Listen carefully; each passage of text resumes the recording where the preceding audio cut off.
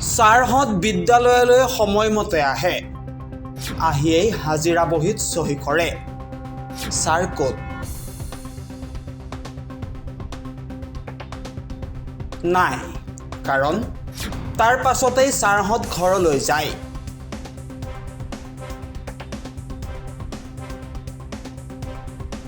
এয়া দুজন শিক্ষকৰ দৈনিক কাৰ্যসূচী। শিক্ষামন্ত্ৰী ডাঙৰীয়া, এবাৰ চকু ফুৰাওক। কি চলিছে আপোনাৰ শিক্ষা বিভাগত?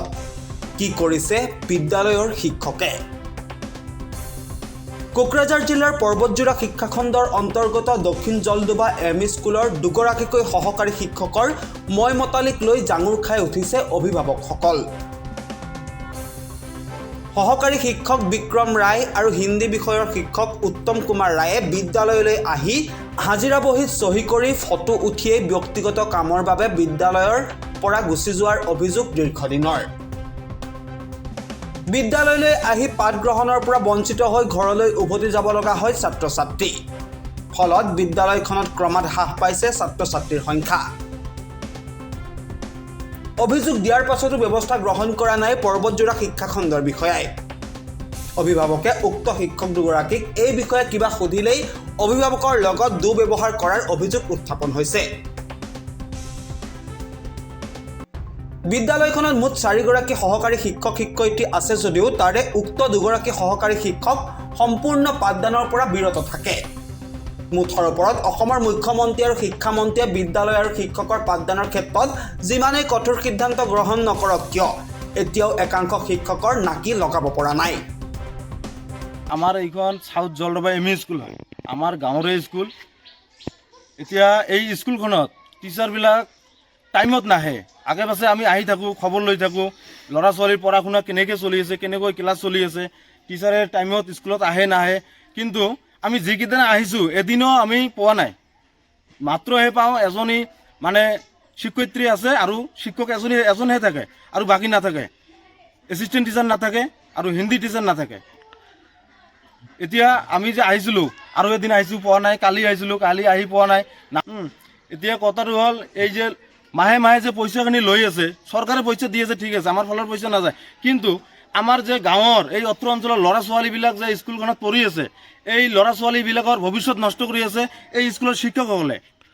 এই ল'ৰা ছোৱালীৰ ভৱিষ্যত মূল্য কিমান আছে শিক্ষকসকলে দিব পাৰিব নেকি? তেখেতেতো শিক্ষকগিৰি কৰে, পইচা লয় বাৰু বিন্দাছ থাকে। কিন্তু ল'ৰা ছোৱালীবিলাক যে ভৱিষ্যত নষ্ট হৈ আছে, ক্লাছ ভালকৈ কৰা নাই, এটা ছাত্ৰক সুধিলে ভালকৈ নামটো লিখিব নোৱাৰিব, এনেকুৱা হ'লে নচলিব। সেইকাৰণত মই চৰকাৰক বা আমাৰ এই আসামৰ শিক্ষামন্ত্ৰীক বিশেষভাৱে অনুৰোধ জনাইছোঁ, আমাৰ এই স্কুলখনৰ ভালকৈ তদন্ত কৰি এই স্কুলখনৰ টিচাৰবিলাক, এই শিক্ষকবিলাকক মানে বিহিত ব্যৱস্থা ল'ব লাগে। উপযুক্ত যিটো বিহিত ব্যৱস্থা সেইটো ল'ব লাগে। আৰু আমাৰ এই M E school South Jaldoba M E স্কুলখনত ভালকৈ ক্লাছ হ'ব লাগে, টিচাৰ টাইমত আহিব লাগে। শিক্ষকসকলে আহি চহী কৰি গুচি যায়, অকল চহী কৰে, কেতিয়াবা ফটো মাৰি গ্ৰুপত আপলোড কৰে আৰু গুচি যায়। কাৰোবাৰ প্ৰব্লেম থাকে, ধান বিক্ৰী কৰিব লাগে, কাৰোবাৰ দাঢ়ি কামাব লাগে, এনেকুৱা প্ৰব্লেম হৈ গুচি যায়। আমি যিকেইদিন আছিলোঁ একদিনো পোৱা নাই লগ। সময়মতন তাৰমানে ছাত্ৰ ছাত্ৰীক যি পাঠদান দিব লাগে নিদে। পাঠদান সময়মতে যিটো দিব লাগে নিদে। এতিয়া 4জন 5জন ষ্টাফত আছে, তাৰে ভিতৰত মানে 2জন কৰি থাকিলেতো নহ'ব।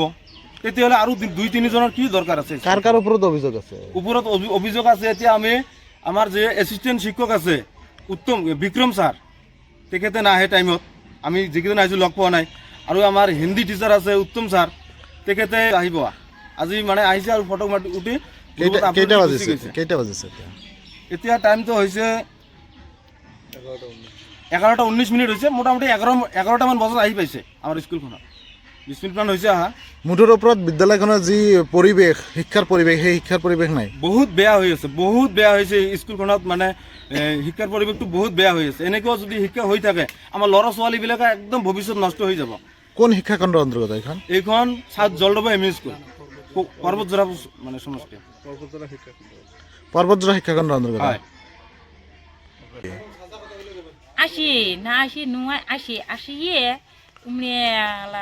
কি জন্য যায়, আমরা আগতেই যাই, আমরা নাইতে যাই, কোন দিন করি ফির থাকে।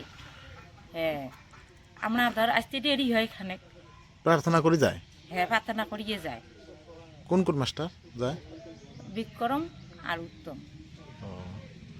তোমরা যায় শুধু হ্যাঁ দিনই না যায় আজি নাই কালকে যেছে আজকে যেছে হয়তো মাজত ফির 2 দিন থাকে ফির পরে ফির অঙ্করি যায় আপনি ক্লাস না করে স্কুল যায় ওই যেদিন করে থাকে সেদিন করে ক্লাস করে যেদিন না থাকে সেদিন না করে